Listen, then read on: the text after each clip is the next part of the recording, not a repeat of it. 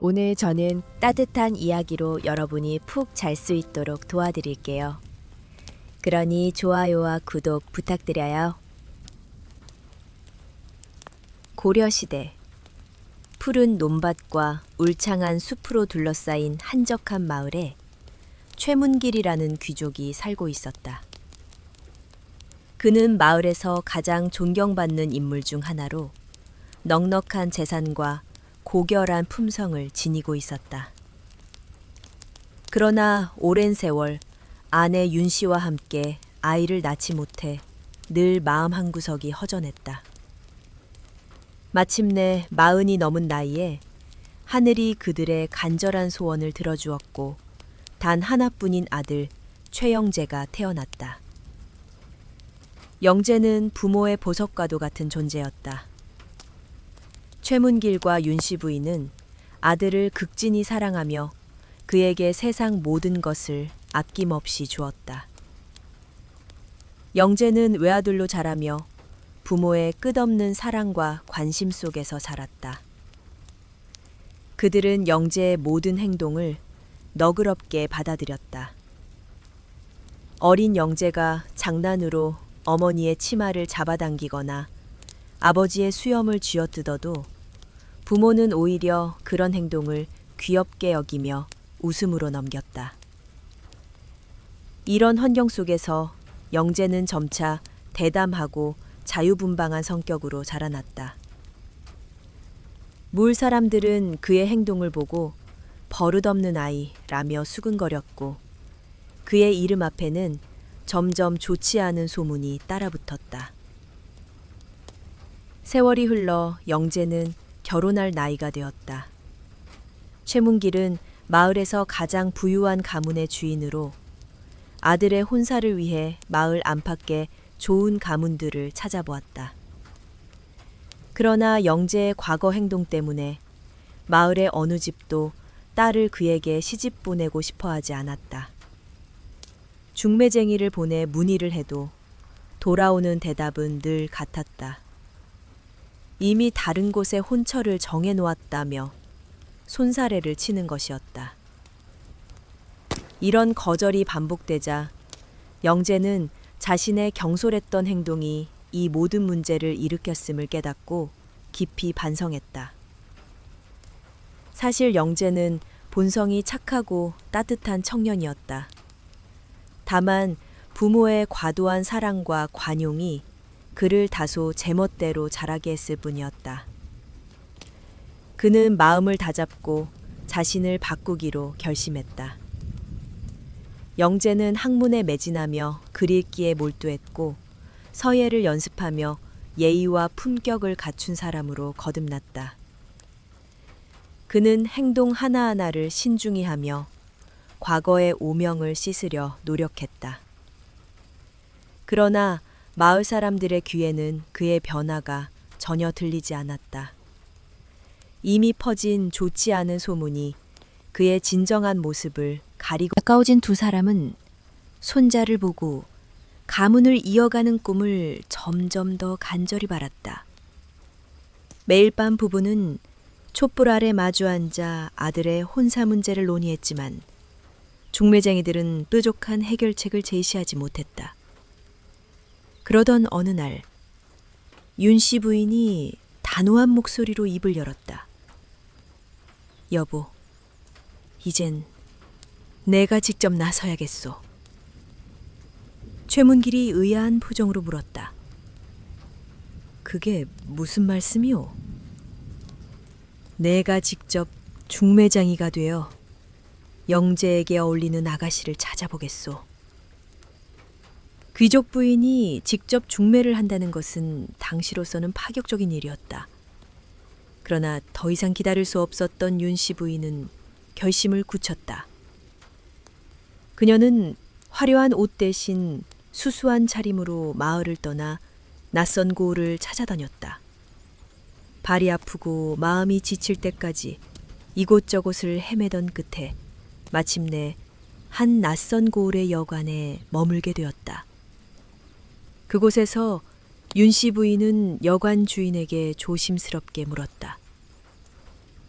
실례가 되지 않는다면 이 고을에 결혼 정년기의 아가씨가 있는 집을 아시는지요? 여관 주인은 잠시 생각하더니 미소를 지으며 대답했다. 고을 끝자락에 박선달이라는 분의 집이 있습니다. 거기에 젊은 아가씨가 있는 걸로 아는데요. 이 말을 듣는 순간 윤씨 부인의 가슴은 설렘으로 두근거렸다. 그녀는 지체하지 않고 박선달의 집으로 향했다. 도착한 윤씨 부인은 중매장이로 위장해 박선달의 아내 박나리 부인을 만났다. 박나리 부인은 손님을 정중히 맞이하며 집 안으로 안내했다. 사실 박선달 가문에는 결혼 정년기의 딸 박소연이 있었다. 소연은 어릴 적 고열을 앓은 뒤로 시력을 잃었지만 가족은 이 사실을 철저히 숨겨왔다. 소연의 눈은 겉으로 보기엔 멀쩡해 보였고 그녀의 총명함과 재치 덕분에 집안에서는 자유롭게 움직였다. 마을 사람들조차 그녀의 장애를 모르는 경우가 많았다. 소연은 외모도 아름다웠고 성품은 더할 나위 없이 따뜻했다. 하지만 박나리 부인은 딸의 장애 때문에 그녀가 평생 결혼하지 못할까봐 늘 가슴 아파했다. 윤씨 부인은 소연에 대해 듣고 조심스럽게 그녀를 멀리서라도 볼 수 있겠냐고 청했다. 박나리 부인은 망설였지만 딸을 마당으로 불러냈다. 마당에서 소연은 단정한 옷차림으로 술을 놓고 있었다. 그녀의 우아한 자태와 고운 얼굴을 본 윤씨 부인은 가슴이 벅차올랐다. 집 안으로 돌아온 그녀는 부인은 잠시 당황했다. 딸의 장애를 밝혀야 할지 고민했지만 좋은 기회를 놓치고 싶지 않았다. 그녀는 신중히 대답했다. 혼사는 중대한 일이니 한 달 뒤에 다시 논의합시다. 그러나 윤씨 부인은 기회를 놓치고 싶지 않았다. 왜 좋은 일을 미루시려 하십니까? 빠를수록 좋은 법입니다. 사흘 안에 모든 준비를 마치고 혼례를 올립시다. 신부는 그저 오시기만 하면 됩니다. 나머지는 저희가 모두 준비하겠습니다. 박나리 부인은 기쁨과 걱정이 뒤섞인 마음으로 혼사를 받아들였다. 며칠 뒤 최영재는 화려한 가마를 앞세우고 신부를 맞이하러 박선달의 집으로 향했다. 길고 긴 여정 끝에 점심때가 되어 가마꾼들은 여관에서 잠시 쉬었다. 그곳에서 막걸리를 마시던 가마꾼들 사이에 소문이 퍼졌다. 신부가 눈이 멀었다던데. 똑똑하다고는 하지만 그게 사실일까? 이 말을 들은 집사가 급히 최문길에게 달려가 보고했다. 최문길은 충격에 빠졌다. 신부가 눈이 멀었다니. 이 무슨 일이냐? 혼례는 진행할 수 없다. 그는 즉시 가마를 돌리라 명령했다. 그 순간 영재가 앞으로 나서며 아버지를 말렸다. 아버지, 지금 혼례를 취소하시면 소연 아가씨는 소문 때문에 평생 외롭게 살아가야 할지도 모릅니다. 저는 소연 아가씨를 아내로 맞아 그녀를 지켜주고 싶습니다. 영재의 단호한 말에 최문길은 잠시 멈칫했다. 아들의 눈에는 진심과 결심이 가득했다. 그 순간 최문길은 아들이 진정으로 성장했음을 깨달았다. 그는 아들의 뜻을 받아들이기로 했다. 긴 여정 끝에 신랑 일행은 박선달의 집이 있는 마을 입구에 도착했다. 혼례는 화려하지 않았지만 정성과 진심이 담긴 소박한 의식으로 진행되었다. 마을 사람들의 시선이 따가웠지만 영재는 그런 것에 개의치 않았다. 혼례가 끝난 후 박선달 부인 박나리는 불안한 마음을 안고 영재를 따로 불러 조심스럽게 입을 열었다. 사위, 소연의 사정을 미리 말씀드리지 못해 죄송합니다. 소연이 눈이 멀었으니 혹여 사위가 원망하더라도 다시 혼인을 하기란 어려울 것입니다.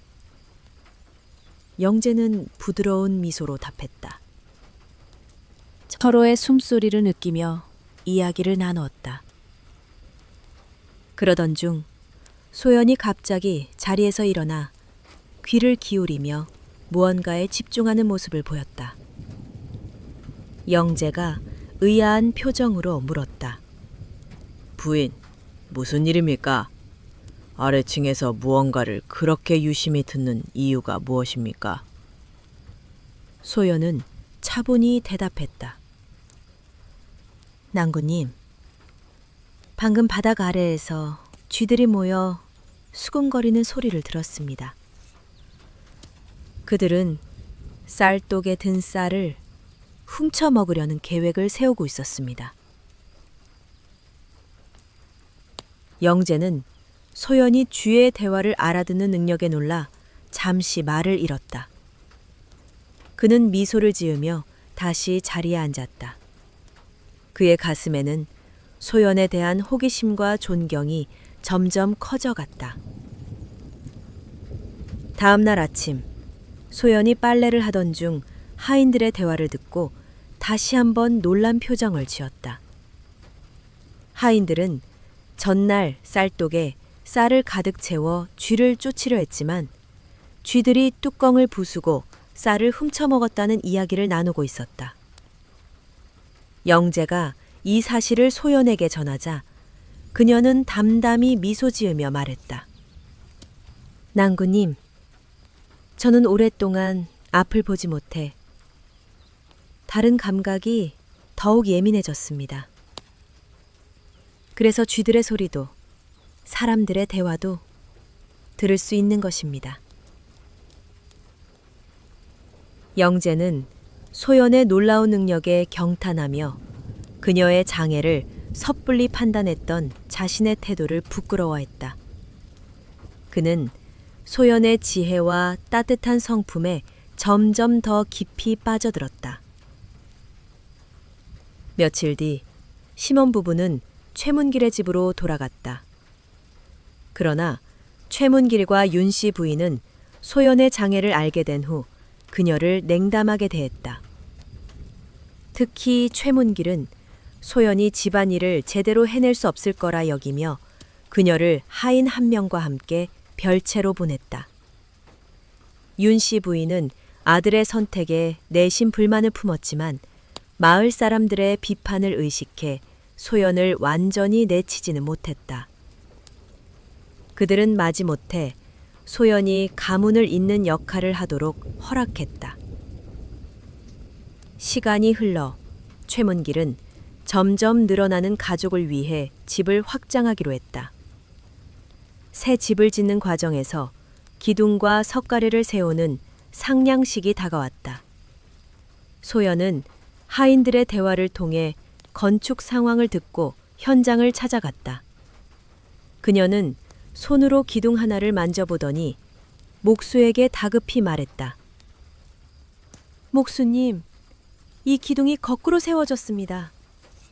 지금 공사를 멈추고 기둥을 바로 세워야 합니다. 소연은 단호히 대답했다. 아버님, 나무는 뿌리에서 물을 빨아들여 밑이 무겁고 위로 갈수록 가벼워집니다. 이 기둥을 거꾸로 세우면 집의 기초가 약해져 무너질 위험이 있습니다. 물에 띄워보시면 제 말이 맞는지 아실 것입니다. 최문길은 소연의 말이 논리적이긴 했지만 건축의 문외한인 며느리의 말을 믿기 어려웠다. 그때 영재가 끼어들어 간청했다. 아버지, 소연은 지혜로운 여인입니다. 그녀의 말대로 기둥을 확인해 보시죠. 결국 최문길은 기둥을 들어 연못에 띄었다. 놀랍게도 소연의 말대로 기둥은 무거운 쪽이 아래로 향하며 물에 잠겼다. 현장에 있던 모두가 경악했고 기둥을 바로 세운 후 공사를 재개했다. 이 일을 계기로 최문길은 소연의 지혜를 인정하기 시작했다. 영재 또한 아내의 놀라운 통찰력에 깊이 감동하며 그녀를 더욱 아꼈다.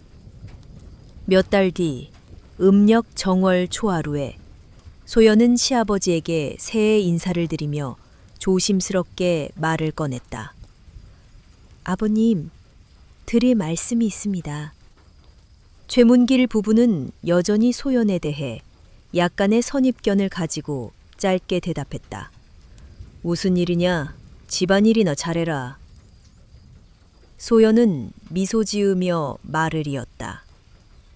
아버님, 댁의 농지가 얼마나 되십니까? 최문길은 의아해하며 물었다. 갑자기 그게 무슨 소리냐? 네가 그런 일에 신경 쓸 필요 없다. 소연은 차분히 설명했다. 아버님, 저는 최근 징조를 관찰했습니다. 4월경 짧은 소나기를 제외하고 극심한 가뭄이 닥칠 것입니다. 부디 농지를 모두 팔아 쌀로 바꾸어 두십시오. 최문길은 며느리의 날씨 예측을 믿을 수 없었지만 영재가 다시 나서며 소연의 지혜를 믿어달라고 간청했다. 아들의 간곡한 부탁에 최문길은 마지못해 샴마지기의 농지를 팔아 쌀로 바꾸었다. 그해 2월 소연의 예언대로 전례 없는 가뭄이 찾아왔다. 농사는 완전히 망했고 쌀 한 톨도 거둘 수 없었다. 최문길에게 농지를 샀던 사람들은 원래 가격의 5분의 1로 다시 되팔기를 청했다. 최문길은 영재와 소연의 조언을 따라 농지를 다시 사들였고 가족이 먹을 쌀만 남겼다. 그 결과 처음 샴마지기였던 농지가 30마지기로 늘어났다. 소연의 지혜 덕분에 최문길 가문은 큰 부를 이루었다. 최문길과 윤씨 부인은 소연을 차갑게 대했던 과거를 깊이 뉘우쳤다. 그들은 집안의 모든 일을 소연과 영재에게 맡기며 두 사람을 진심으로 사랑하고 눈은 멀었지만 지혜와 따뜻한 마음으로 자신의 한계를 극복하고 세상의 편견을 깨뜨렸다. 영재 또한 과거의 잘못을 바로잡고 아내의 강점을 발견하며 진정으로 그녀를 사랑하게 되었다. 전용 착하게 살면 복이 온다. 고려시대 푸른 산맥과 맑은 강줄기가 어우러진 한적한 마을에 가난한 부부가 살고 있었다. 그들의 이름은 박민재와 최은서였다. 박민재는 따뜻한 마음과 온화한 성품을 지닌 신사였으나 학문에 대한 집착이 그의 삶을 점차 궁핍으로 몰아넣었다. 그는 젊은 시절 비옥한 농지를 물려받았지만 지나친 관대함과 남들의 속임수에 넘어간 탓에 그 땅을 모두 잃고 말았다. 결국 부부는 최은서의 바느제 솜씨에 의존해 근근히 생계를 이어갔다. 가난은 그들의 삶을 끊임없이 옥죄었다. 하루 끼니조차 걱정해야 할 정도로 형편이 어려웠다. 세월이 흘러 늦은 나이에 그들은 기적처럼 아들을 얻었다. 하지만 아이의 탄생은 기쁨만큼이나 새로운 부담을 안겼다. 최은서가 임신 중이라 일을 할 수 없게 되자 부부는 이웃에게 음식을 구걸하며 버텨야 했다. 그러나 이웃들마저 넉넉지 않은 처지라 구걸조차 성공하지 못하는 날이 많았다. 어느덧 6월이 되었다. 농사는 이미 끝난 지 오래였고 수확철은 아직 멀기만 했다. 일자리를 구할 방도도 없었다. 최은서와 어린 아들은 사흘째 굶주린 채 기운을 잃어가고 있었다. 최은서는 지친 얼굴로 남편을 바라보며 절박한 목소리로 말했다. 여보, 사흘째 밥 한 술 못 먹었어요.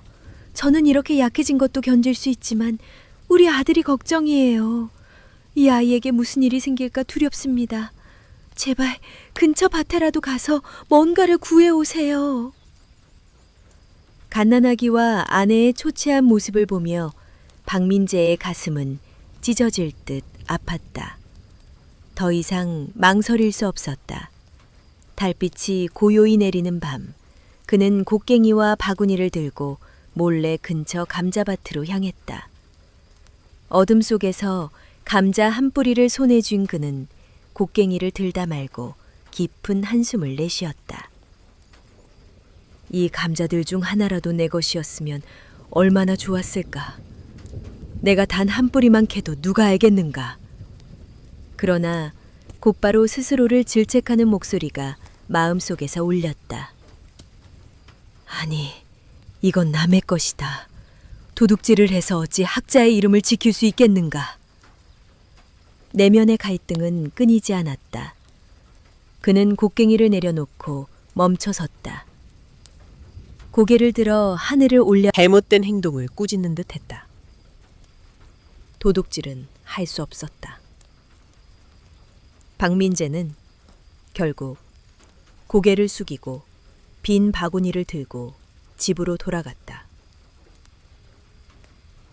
그 순간 멀리서 누군가가 그를 지켜보고 있었다. 감자밭의 주인 이장호였다. 이장호는 마을에서 나이 지긋한 농부로 통작을 앞두고 도둑을 막기 위해 하인을 시켜 밭을 살피게 했었다. 그날 밤 그는 직접 하인을 따라 밭으로 나왔다가 박민재를 발견했다. 이장호는 박민재가 정직하고 선한 사람이라는 것을 잘 알고 있었다. 그의 가난한 처지가 더욱 안타깝게 느껴졌다. 집으로 돌아온 이장호는 아내를 깨워 따뜻한 죽을 준비하라고 일렀다. 그리고는 연기가 모락모락 나는 죽 한 그릇을 들고 박민재의 허름한 초가집으로 향했다. 그때 박민재는 문 앞에 멍하니 앉아 있었다. 누군가의 목소리에 놀라 밖으로 나온 그는 이장호를 보고 깜짝 놀랐다. 이장호 어르신, 이 깊은 밤에 어찌 이곳에 오셨습니까? 이장호는 따뜻한 죽그릇을 내미며 말했다. 민재 씨, 이 죽을 가족들과 나눠 드시오. 이렇게 어려운 처지인 줄 몰랐소. 천천히 드시고 기운을 차리시오. 박민재는 이장호의 따뜻한 마음에 거듭 고개를 숙여 감사 인사를 전했다. 그는 급히 아내를 깨워 죽을 나누어 먹였고 그 덕에 최은서와 아들은 굶주림에서 벗어날 수 있었다. 하지만 박민재는 그날 밤 다음 날의 끼니를 걱정하며 잠을 이루지 못했다. 다음 날 아침 이장호는 다시 박민재의 집을 찾았다. 민재 씨, 어제 무사히 넘기셨다니 다행이오. 앞으로 끼니 걱정은 하지 마시오. 내 농사가 잘 되어 남는 식량이 있으니 조금씩 보내드리겠소. 사실 이장호는 오래전 가뭄이 들었을 때 박민재가 보여준 친절을 잊지 않고 있었다. 그때의 은혜를 갚고자 하는 마음이었다. 그날부터 이장호는 꾸준히 박민재의 집에 식량과 땔감을 보냈다. 하지만 시간이 지나면서 이장호는 점차 부담을 느끼기 시작했다. 그는 박민재가 학문에만 몰두하며 생계를 도외시하는 모습에 안타까움을 넘어 답답함을 느꼈다. 어느 날 참다 못한 이장호는 박민재를 찾아가 반도직입적으로 말했다. 민재 씨, 내가 도움을 드렸지만 언제까지 이렇게 지낼 건가요? 다른 생계방도 받아들였다. 이장호는 그에게 소규모 장사를 시작할 수 있는 약간의 자금을 내주었다. 박민재는 붓과 먹을 가지고 시장으로 나갔다. 하지만 그는 상인 흉내를 내는 것이 귀족의 품위를 떨어뜨리는 일처럼 느껴져 부끄러웠다. 스스로 물건을 판다고 외칠 용기가 없어 그는 마을 서당 근처에 멍하니 서 있었다. 그때 한 아이가 서당 선생에게 어려운 한자를 물었지만 선생은 답하지 못했다. 이를 본 박민재는 조심스럽게 선생에게 다가가 정답을 속삭였다. 감동한 서당 선생은 아이들에게 박민재의 붓과 먹을 사라고 권했고 다른 마을 서당의 선생들에게도 그를 소개해 주었다. 박민재는 곧 붓과 먹을 팔아 제법 돈을 벌었다. 집으로 돌아가는 길, 고갯길을 넘으며 배고픔을 느낀 그는 고개 아래 여관에 들렀다. 여관 주인에게 밥을 청했지만 주인은 음식이 다 떨어졌다며 막걸리만 남았다고 했다. 박민재는 배고픔을 달래기 위해 막걸리를 마셨다. 고갯길을 넘어 집으로 가던 중 그는 나무에 기대 잠이 들었다. 깨어났을 때 해는 이미 저물어 있었다. 일어나려던 그는 지갑이 사라진 것을 깨달았다. 주변을 샅샅이 뒤졌지만 허사였다. 망연자실한 박민재는 결국 터덜터덜 집으로 돌아갔다. 푸른 산자락 아래 자리 잡은 고요한 마을을 지나던 박민재는 가파른 고갯길을 내려오다 길 한복판에 놓인 비단 주머니를 발견했다.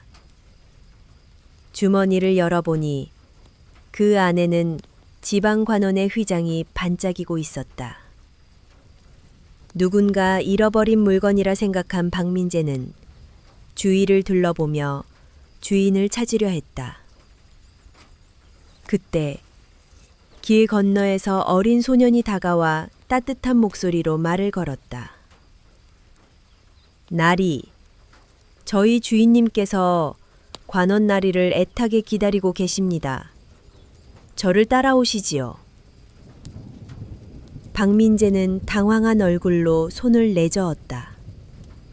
어린 친구, 내가 관원이 아니란다. 길에서 이 휘장을 주운 것뿐이야. 하지만 소녀는 고개를 갸우뚱하며 잠시 멈춰서더니 쉽게 물러서지 않았다. 해는 이미 저물었고 잃어버린 주머니를 들고 갈 곳이 마땅치 않았던 박민재는 결국 소년을 따라 기와로 덮인 큰 저택으로 향했다. 저택의 하인들이 거주 책에서 풍수지리에 대해 읽은 적은 있지만 그런 일을 할 줄 모른다. 뭔가 잘못된 것 같구나. 소년의 얼굴에 잠시 당황한 기색이 스쳤지만 이내 침착하게 말을 이었다. 나리, 저는 여러 곳을 다니며 풍수지리에 대해 조금 배웠습니다. 제 말대로 하시면 아무 문제 없을 것입니다. 박민재는 소년의 말을 믿기 어려웠지만 거절했다가 곤란한 상황에 처할까 두려웠다. 결국 그는 소년의 제안을 따르기로 했다. 소년은 말을 이어갔다. 내일 주인 나리께서 오시면 마구간에서 가장 허름한 말을 고르고 저를 하인으로 데려가 달라고 하십시오. 다음 날 아침 박민재는 자신을 직관이라 소개하며 주인 윤석구를 맞이했다. 소년의 말대로 가장 초라한 말을 골라 소년과 함께 선산으로 향했다. 선산에 도착하자 윤석구는 아버지의 묘자리를 묻기 시작했다. 책으로만 풍수지리를 익힌 박민재는 당황했지만 옆에 있던 소년이 조용히 속삭였다. 박민재는 차라리 실패하더라도 시도해보자는 마음으로 풍수지리책을 꺼내 펼친 척하며 소년의 말을 따라 말했다. 나리, 이곳에 지기가 뒤틀려 있어 선대께서 편히 잠들지 못하십니다. 묘를 바로잡아야 하며 이곳은 애초에 매장지로 적합하지 않습니다. 다른 곳에 찾아야 합니다. 윤석군은 묘를 파헤치는 수고를 달가워하지 않았지만 결국 직원의 말에 따르기로 했다. 소녀는 능숙하게 고삐를 잡아 일행을 특정 장소로 안내했다. 그리고 다시 박민재에게 속삭였다. 박민재는 소년의 말을 따라 또렷한 목소리로 말했다. 나리, 저 앞에 진흙탕은 천하에서 가장 길한 자리입니다. 이곳에 선대를 모시면 자손대대가 번창할 것입니다. 윤석군은 진흙투성이 땅이 길지라는 말에 의심을 품었지만 일단 사람을 시켜 땅을 파괴했다. 얼마 지나지 않아 진흙 아래 단단한 흙이 드러났고 더 깊이 파자 빈 석관이 나타났다. 모두가 놀라며 이곳이 하늘이 내린 자리라 믿었다. 윤석군은 아버지의 묘를 그곳으로 옮겨 재매장하고 묘지를 정비한 뒤 박민재를 극찬했다. 저택으로 돌아온 윤석군은 박민재에게 무기한 머물며 쉬라고 청했고 근방의 부유한 이들에게 그를 현명한 직관으로 소개했다. 박민재는 소년의 조언을 따라 여러 차례 직관 역할을 맡았고 일이 순조롭게 풀려 후한 보수를 받았다.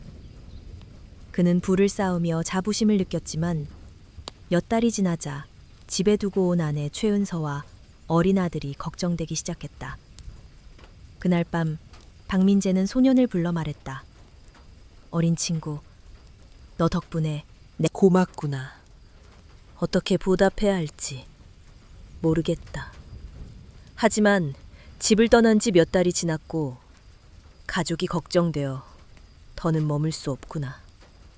주인 나리께 이 사정을 전해줄 수 있겠니? 소녀는 미소를 지으며 대답했다. 나리, 걱정 마십시오. 제가 주인 나리께 잘 말씀드리겠습니다. 내일 주인께서 무엇을 원하냐 물으시면 허름한 말 한 필과 저를 데려가겠다고 하십시오. 다음 날 아침 박민재는 윤석구에게 작별 인사를 하러 갔다. 윤석구가 보답으로 무엇을 원하냐 묻자 박민재는 소년의 말대로 대답했다. 이미 충분히 보상받았습니다. 다만 이 소년과 마구간의 허름한 말 한 필만 데려가겠습니다. 윤석구는 박민재의 겸손함과 너그러운 마음에 크게 감동했다. 그는 은화가 가득 든 주머니를 선물로 내주었다. 박민재는 소년과 허름한 말을 데리고 윤석구의 저택을 떠났다. 얼마 가지 않아 소년은 주위를 살피더니 진지한 표정으로 입을 열었다. 나리, 그간의 노고에 감사드립니다. 저는 비록 어린아이의 모습이지만 사실 옥황상제의 막내 아들입니다. 나리께서 어려운 처지에서도 남의 것을 탐하지 않고 선한 마음을 지키셨기에 제가 잠시 내려와 도운 것입니다. 앞으로도 부지런히 살며 선한 마음을 잃지 마십시오. 박민재는 놀라 주저앉으며 감사의 말을 하려 했지만 고개를 드는 순간 소녀는 이미 사라지고 없었다. 그는 서둘러 집으로 돌아갔다. 집에 도착하자 최은서와 아들이 밝은 미소로 그를 맞았다. 굶주릴까 걱정했던 박민재는 그들이 건강하고 풍족해 보이는 모습에 놀랐다. 최은서가 말했다. 당신이 떠난 날 한 소년이 쌀과 식량을 잔뜩 보내왔어요. 그리고 은화가 가득 든 주머니도 도착했답니다. 박민재는 아내에게 그간의 일을 들려주며 이웃 이장호의 도움과 신비한 소년의 은혜를 떠올렸다. 그는 하늘 아래 숨길 수 있는 것은 없으며 선하고 정직하게 살면 하늘이 도우신다는 것을 깨달았다.